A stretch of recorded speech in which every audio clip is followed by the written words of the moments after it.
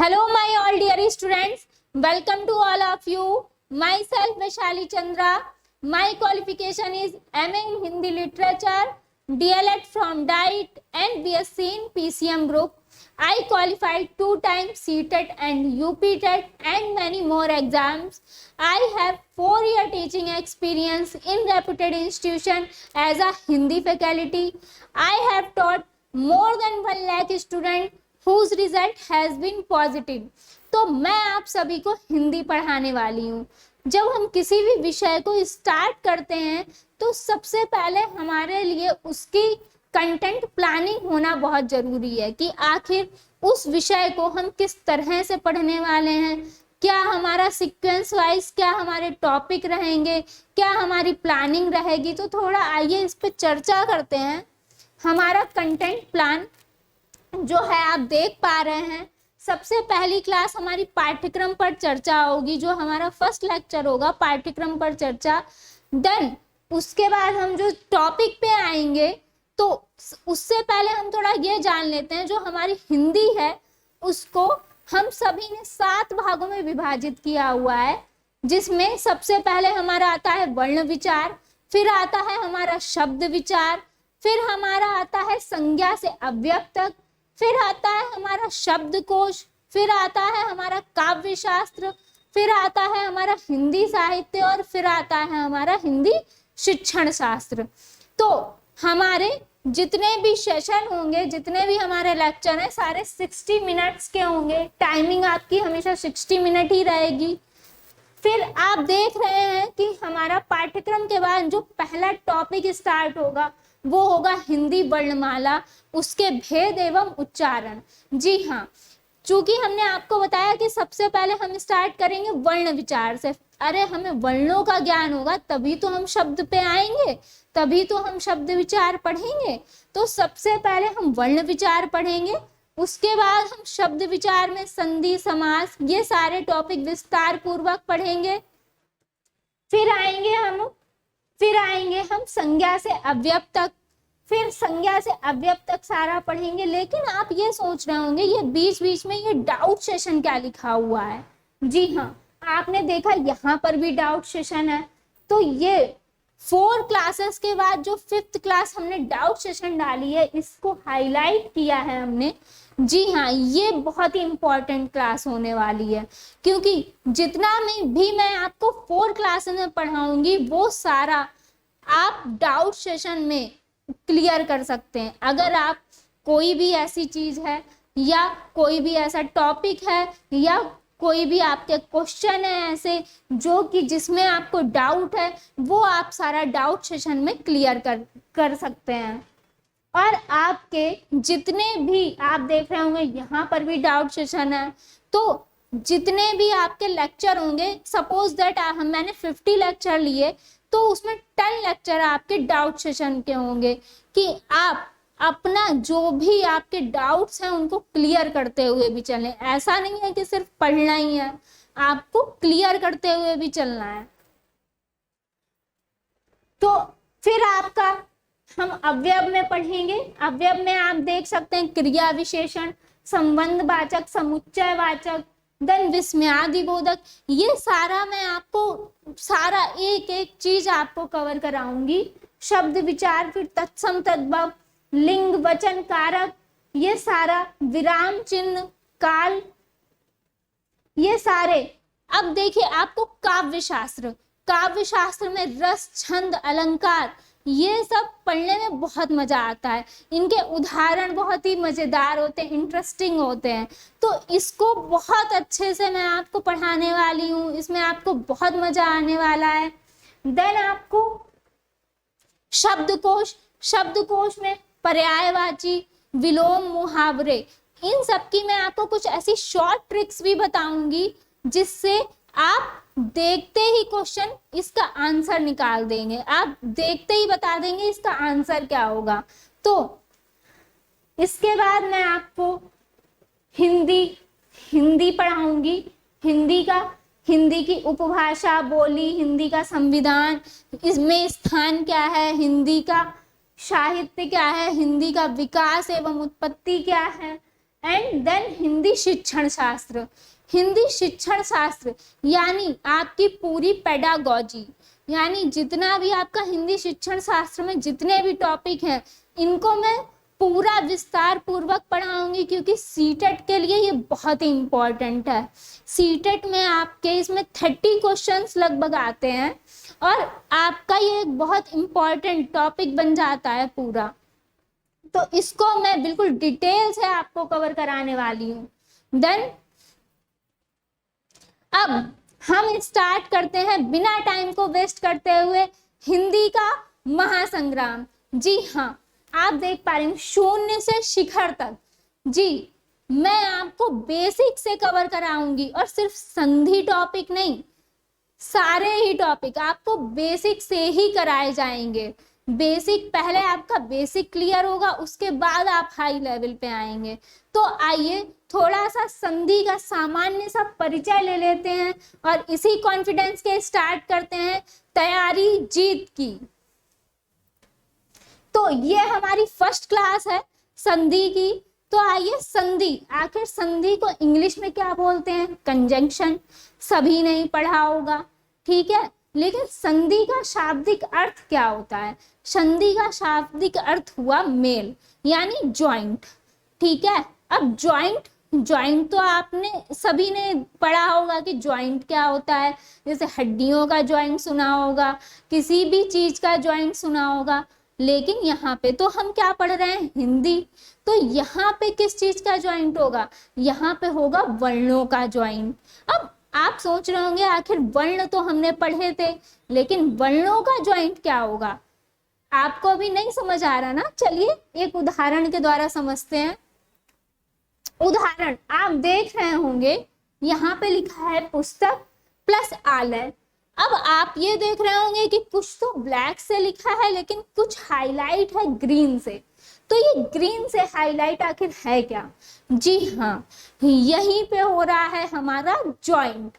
अब हम पढ़ते हैं जॉइंट को कि पुस्तक प्लस आलय। अब इतना सबने पढ़ रखा होगा, पुस्तक प्लस आलय मतलब पुस्तकालय, लेकिन इसको विस्तार से समझेंगे हम कि का। अब का को हम जब बोलते हैं तो क्या होता है? का तो क्या निकला? आ निकला ना। तो पहले वर्ण का अंतिम वर्ण हमें क्या मिला? आ। और यहाँ पे दूसरे वर्ण का पहला वर्ण क्या मिला? आ। तो ये क्या हो गया? ये हो गया का, यानी आ। मिला ना का। तो ये क्या हुआ? इसकी परिभाषा यहां से निकलती है, हमारी संधि की परिभाषा। जानते हैं, दो निकटवर्ती वर्णों के परस्पर मेल से होने वाले विकार या परिवर्तन को हम क्या कहेंगे? संधि कहेंगे। तो जो भी हमारा विकार उत्पन्न हो रहा है उसे हम क्या कह देंगे? उसे हम कह देंगे संधि, ठीक है। अब हमको परिभाषा तो समझ आ गई, ठीक है। उसके आगे अब हम कुछ नियम जान लेते हैं कि सिर्फ ऐसा नहीं है कि दो निकटवर्ती शब्द, निकटवर्ती वर्णों के मेल से मेल करा दिया और संधि बन गई। जी नहीं, संधि विच्छेद में दो सार्थक अलग अलग टुकड़े होने जरूरी हैं। दो सार्थक टुकड़े। अब इस पे ध्यान देना है कि सार्थकता होना जरूरी है। इसको हाईलाइट किया। सार्थक मतलब जिनका कुछ ना कुछ अर्थ हो, यानी अगर हमारे जो दो टुकड़े जो हैं उनका कोई भी अर्थ नहीं है तो वो संधि नहीं करा पाएंगे। यानी अगर अर्थ नहीं है उनका तो फिर संधि वहां पे होगी नहीं। यानी जो भी हमारे पास दो शब्द हैं उनके अर्थ होना बहुत जरूरी है, और बाकी संधि से पहले शब्द के अंतिम वर्ण और एवं दूसरे शब्द के पहले वर्ण से मेल होता है। ये तो आप देख ही चुके हैं। तो ये नियम तो रखना यार जरूरी है, लेकिन सार्थक शब्द हो जरूरी। ये आपको बिल्कुल गांठ बांध लेनी है कि अगर आप इतना समझ गए ना, ये लाइन आपको समझ में आ गई ना, तो समझ लीजिए आपकी संधि कवर हो गई। देन आप एक उदाहरण देख रहे होंगे कि हिम प्लस आलय, हिम प्लस आलय सबको पता है हिमालय, लेकिन हिम, हिम का कुछ अर्थ निकल रहा है क्या? हिम का अर्थ है बर्फ और आलय का अर्थ है घर। अब यहाँ पे हिम का अर्थ भी निकल रहा है और आलय का भी अर्थ निकल रहा है, यानी ये दो कैसे शब्द हैं? सार्थक शब्द हैं। ठीक है, अब सार्थक शब्द में ये क्या निकला? आ और ये क्या हुआ? विकार उत्पन्न हुआ, विकार उत्पन्न हुआ। अब इस विकार को ही हम क्या बोल देंगे? संधि। तो ये हमारी क्या कहलाई? संधि। तो सार्थक शब्द होना बहुत जरूरी है, ये आपको ध्यान रखना है। इतना आपको आई होप क्लियर हो गया होगा। तो अगर आपको ये क्लास अच्छी लग रही हो तो लाइक भी करते जाएं। और अब हम चलते हैं संधि के प्रकार पर कि आखिर संधि के प्रकार कौन कौन से होते हैं।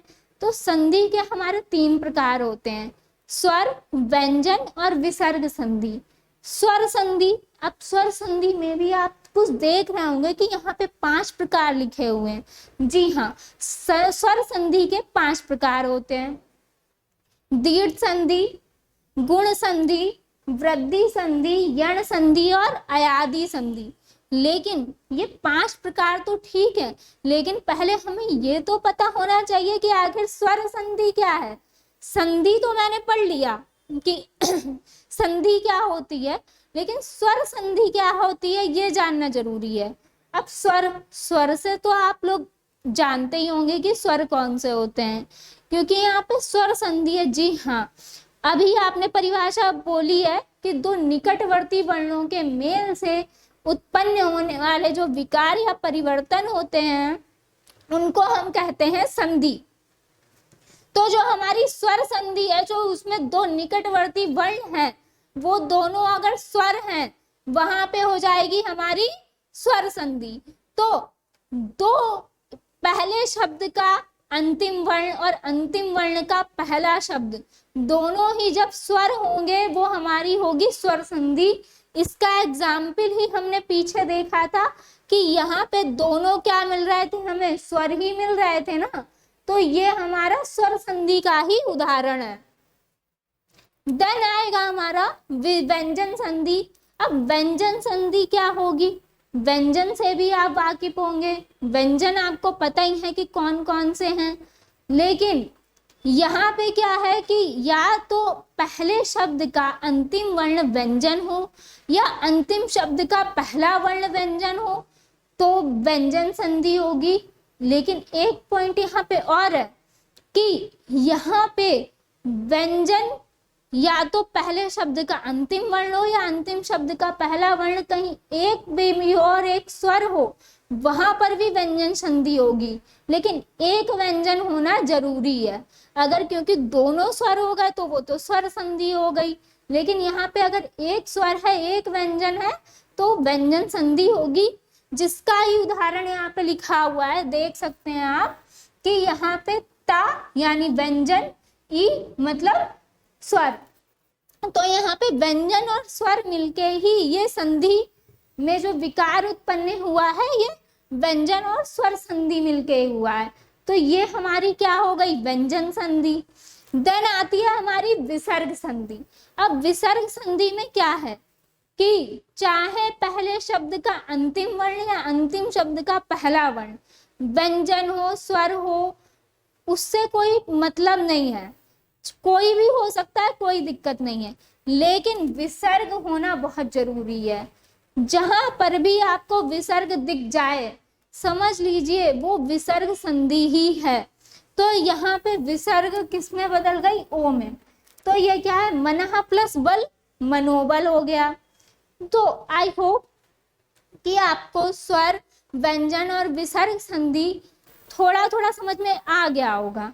आई होप कि अगर आपको ये क्लास थोड़ी समझ में आई, जितना भी मैंने आपको क्लियर किया आपको क्लियर हुआ, तो एक प्यारा सा प्लीज फीडबैक दें और सपोर्ट करें। आगे मैं आपको इसी टॉपिक संधि की सेकंड क्लास जब लेके आऊंगी तो इसको विस्तार पूर्वक डिस्क्राइब करूंगी। इसके सारे जो भी प्रकार आपको बताए हैं, इन सारे प्रकार को मैं बहुत अच्छे से डिस्क्राइब करूंगी। तो मिलते हैं हमारी नेक्स्ट क्लास में। Thank you class. नमस्ते।